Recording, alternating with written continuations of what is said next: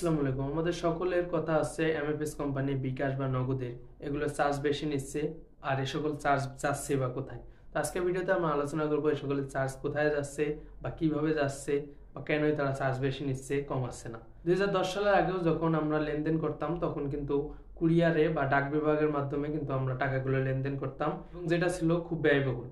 কারণ আমাদের গ্রামের অধিকাংশ মানুষ যখন তারা শহরে আসে, শহর থেকে যখন তাদের ফ্যামিলির জন্য বা তাদের পরিবারের জন্য যখন কিছুটা অংশ পাঠায়, তখন তাদেরকে ডাক বিভাগের মাধ্যমে এবং কুরিয়ারের মাধ্যমে পাঠাতে হতো।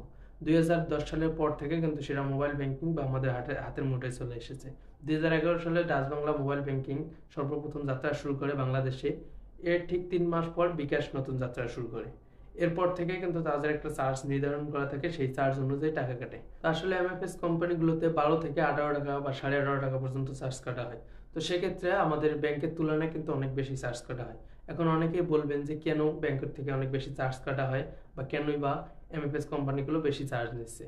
আসলে এখন যদি আমরা এটা এক্সপ্লেন করি, আমার জানা মতে, আমি যতদূর জানি আমাদের, তাহলে এই টাকা কোনো ধরনের কোনো জায়গায় ইনভেস্ট করতে পারবে না। এটা বাংলাদেশ ব্যাংক থেকে নির্ধারণ করা, এই টাকা কোনো জায়গায় তারা ইনভেস্ট করতে পারবে না। তাদের আয়ের মূল উৎসই হচ্ছে তাদের এই চার্জটা, এবং তাদের কিন্তু কোনো ধরনের বাড়তি আয় নেই। তো এখন যদি আমরা হিসাব করি যে এই টাকাগুলো যায় কোথায়, বা আমাদের যেই 12 থেকে 18 টাকা পর্যন্ত চার্জ কাটা হয়, তাদের আসলে খরচটা কতটুকু এবং তাদের লাভ কতটুকু থাকে। আমরা হয়তো বা সকলেই জানি, যদি বিকাশের ক্ষেত্রে আসি, যে আমাদের ক্যাশ আউট চার্জ কাটা হয় এবং ক্যাশ ইন চার্জ কোনো ধরনের কাটা হয় না।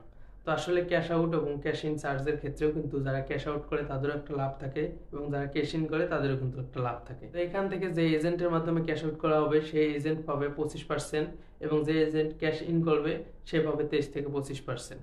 এছাড়া ডিস্ট্রিবিউটার বা যাদের কাছ থেকে এজেন্টরা লেনদেন করে থাকে তারা পাবে 15%-এর উপরে, অর্থাৎ আপনার চার্জের থেকে 15%-এর উপরে তারা পাবে। এরপর আমাদের মোবাইল অপারেটর বা সিম কোম্পানি যেগুলো আছে, বাংলালিংক, গ্রামীণ, এয়ারটেল, বিভিন্ন সিম কোম্পানি আছে, সেগুলো পাবে 4 থেকে 5%, অর্থাৎ আপনি যার সিম দিয়ে বিকাশ অ্যাকাউন্ট করবেন বা এজেন্ট অ্যাকাউন্ট করবেন সেভাবে 4 থেকে 5%, এবং সেখান থেকে সরকারকে ভ্যাট হিসেবে দেওয়া হয় 13 থেকে 30% পর্যন্ত।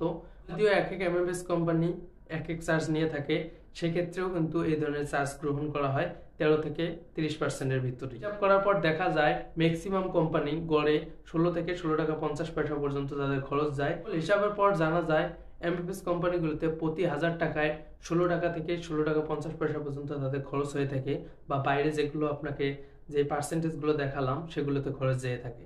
তো তাদের শেষমেশ 1 থেকে 2% প্রফিট থাকে, যেটা তাদের লাভের অংশ বা তাদের প্রফিট। অনেকের মনেই একটা প্রশ্ন আসছে যে এমএফএস কোম্পানিগুলোতে বা বিকাশ, নগদ, রকেট যেগুলো আছে, সেগুলো চার্জ কমানো বা বাড়ানো হয় না কেন? এটা সাধারণত বাংলাদেশ ব্যাংক থেকে নির্ধারণ করা থাকে, এবং এটা হিসাব করার পরে কিন্তু তারা নির্ধারণ করে থাকে। এটা সাধারণত কম বেশি হয় না, খুব একটা হলেও খুব বেশি কম বেশি হয় না। এটা যেহেতু তাদের প্রফিট কম থাকে, শেষমেশ সকল চার্জ দেওয়ার পর প্রফিট কম থাকে, সেক্ষেত্রে তারা এটা কমানো বা বাড়ানোর চেষ্টা করে না, বা খুব বেশি একটাও কমানো বা বাড়ানো হয় না। সেক্ষেত্রে আমরা দেখতে পাই যে যে সকল এমএফএস কোম্পানি আছে তাদের প্রফিট কিন্তু খুব একটা বেশি থাকে না। যারা আর কি মধ্য পর্যায়ে থাকে, বা এজেন্ট আছে বা ডিস্ট্রিবিউটর আছে, তারাই কিন্তু বেশি পরিমাণ প্রফিট নিয়ে থাকে।